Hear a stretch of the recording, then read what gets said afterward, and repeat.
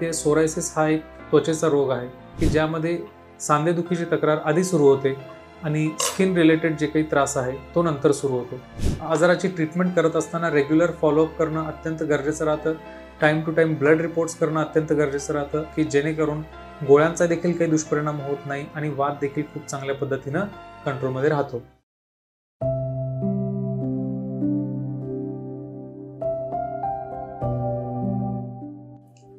नमस्कार, मी डॉक्टर राहुल पाटील, संधिवात तज्ञ. आज आपण बोलणार आहोत सोरायटिक आर्थरायटिस म्हणजेच सोरायसिसमुळे होणारा जो काही संधिवात आहे त्याबद्दल. तर आपल्याला माहिती आहे सोरायसिस हा एक त्वचेचा रोग आहे आणि काही पेशंट्समध्ये जसं की 15 ते 20% पेशंट्समध्ये 10 ते 15 वर्षांनंतर सांधेदुखीची पण त्यामध्ये तक्रार असू शकते, येऊ शकते. तर अशा वेळेस आपण त्याला सोरायटिक आर्थरायटिस असं म्हणतो. थोडेफार पेशंट्स असे असतात की ज्यामध्ये सांधेदुखीची तक्रार आधी सुरू होते आणि स्किन रिलेटेड जे काही त्रास आहे तो नंतर सुरू होतो आणि त्या पण वेळेस त्याला आपण सोरायटिक आर्थरायटिसचा हा एक प्रकार आहे की ज्याच्यामध्ये सांध्यांमध्ये त्रास पहिले सुरू होतो आणि त्वचेचा त्रास नंतर. तर सोरायटिक आर्थरायटिसमध्ये एक विशेष प्रकारचे सांधेदुखीचे एक प्रकार असतो, म्हणजे पॅटर्न असतो. तर यामध्ये जे काही सांधे आहेत ते दोन्ही हाताचे सांधे एकासोबत दुखत नाहीत. तर काही वेळेला उजव्या हाताच्या सांध्यांमध्ये त्रास असू शकतो, काही वेळेला डाव्या हाताच्या सांध्यांमध्ये त्रास असू शकतो. तर हे असिमेट्रिक पॅटर्न आपण त्याला म्हणतो की वेगवेगळ्या ठिकाणी हे दुखणं असू शकतं. काही वेळेला सांधेदुखी ही वेगवेगळ्या सांध्यांमध्ये फिरू शकते. जसं की उदाहरणार्थ कधी उजव्या खांद्यामध्ये त्रास आहे, कधी डाव्या मनगटामध्ये त्रास आहे, कधी उजव्या हाताच्या अंगठ्याला त्रास आहे, कधी डाव्या गुडघ्याला त्रास आहे.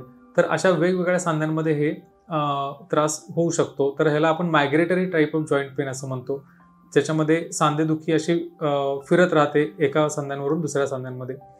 प्लस याचं आणखीन एक वैशिष्ट्य असं आहे की एकच बोट असेल किंवा पायाचं बोट असेल किंवा हाताचं बोट असेल ते पूर्णपणे असं सुजून जातं.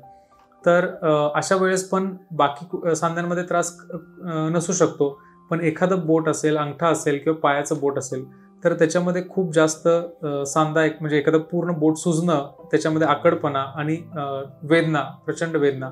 तर हे जे काही एक लक्षण आहे त्याला आपण एन्थेसायटिस असं म्हणतो, डेक्टेलायटिस असं म्हणतो. तर अशा वेळेस हा जो काही एक प्रकार आहे हा देखील आपल्याला विशिष्ट सोरायटिक आर्थरायटिस या वातामध्ये दिसू शकतो.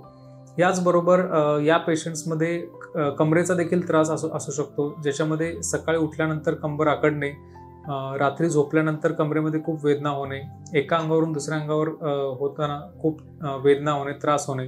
तर हे जे काही कमरेची एक तक्रार आहे तर ही देखील आपल्याला सोरायटिक आर्थरायटिसच्या पेशंट्समध्ये दिसू शकते. त्याचबरोबर काही पेशंट्समध्ये टाच दुखीचा त्रास असू शकतो, प्रचंड टाचा दुखणे.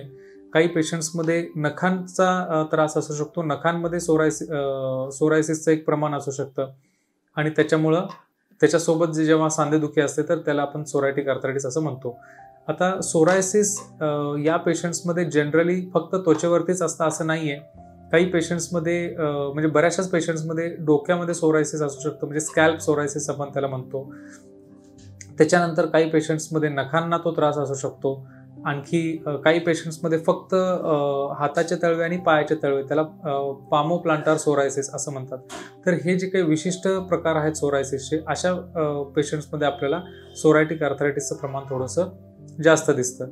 याचं निदान जे काही आहे तर हे जनरली क्लिनिकल डायग्नोसिसच असतं, म्हणजे लक्षणांवरून आणि पेशंटला काय त्रास आहे त्या हिस्ट्री आणि क्लिनिकल एक्झामिनेशनवरूनच आपल्याला याचं निदान करता येतं.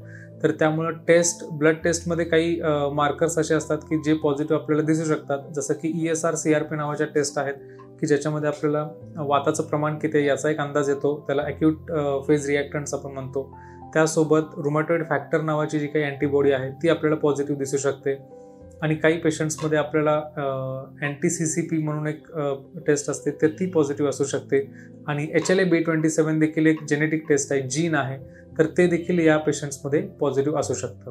अनुवंशिकतेचा एक खूप मोठा हात याच्यामध्ये असू शकतो आणि अनुवंशिकतेप्रमाणे सोरायसिस आपल्याला फॅमिलीजमध्ये बऱ्याचशाच वेळेला दिसतं आणि याच पेशंट्समध्ये सांधेदुखी जेव्हा चालू होते तर सोरायटिक आर्थरायटिस आपण त्याला म्हणतो. याची ट्रीटमेंट आजच्या तारखेला आपल्याकडे खूप चांगले ड्रग्ज अवेलेबल आहेत. की ज्यामध्ये आपल्याला सांधेदुखी प्लस सोरायसिसचा त्रास या दोन्ही गोष्टींवरती त्या ड्रग्सचा परिणाम चांगल्या पद्धतीने आपल्याला मिळू शकतो.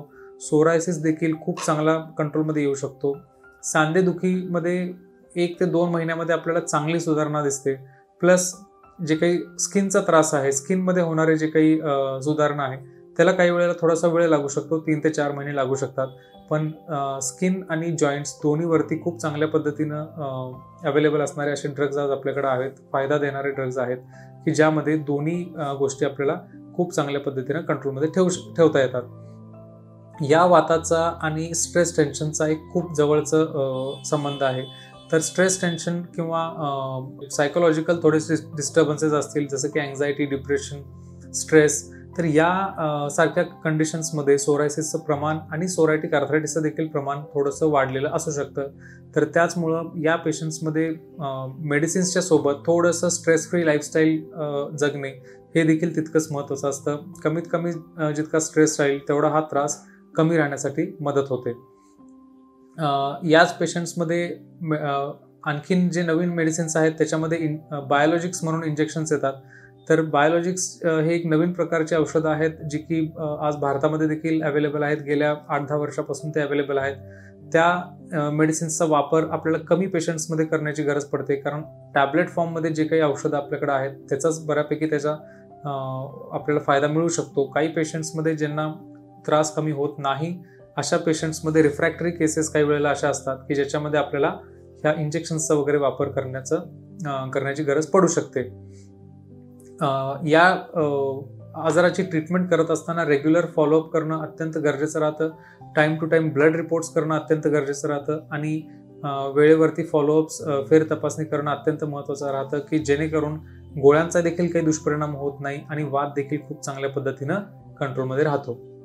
तर सोरायटिक आर्थरायटिसबद्दल तुम्हाला आणखीन काही डाऊट्स वगैरे असतील तर तुम्ही डेफिनेटली मला कॉमेंट सेक्शनमध्ये विचारू शकता. ज्यांना काही त्रास असेल ते एकदा येऊन भेट करून जाऊ शकता आणि त्या कॉमेंट्सवरती त्या प्रश्नांचं उत्तर मी देण्यासाठी नक्कीच प्रयत्न करतो. थँक्यू.